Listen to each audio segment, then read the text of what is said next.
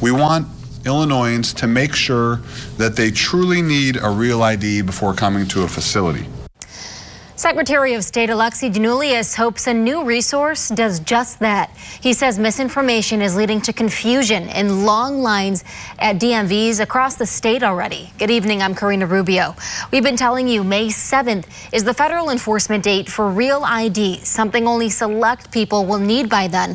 Giannoulias held another news conference on the topic today to get the right information out. WCIA3's Gabriela Mirando explains.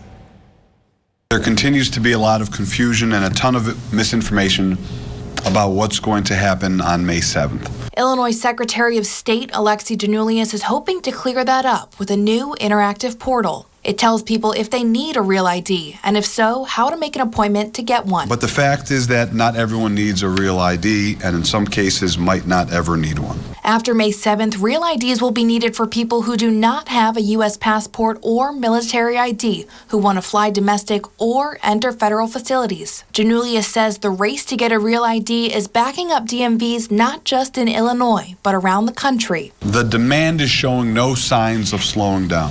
DMVs across the country have experienced unprecedented lines and wait times. Also new, Giannoulias says select DMVs are extending their hours to meet the need. If you really need a real ID, we are introducing Real ID Saturdays at 12 of our busiest Chicago and suburban DMV facilities to meet this unprecedented demand. Giannoulias wants to clarify May 7th is not a deadline, rather an enforcement date. After May 7th, you will still be able to get a real ID. You will be able to get a real ID forever.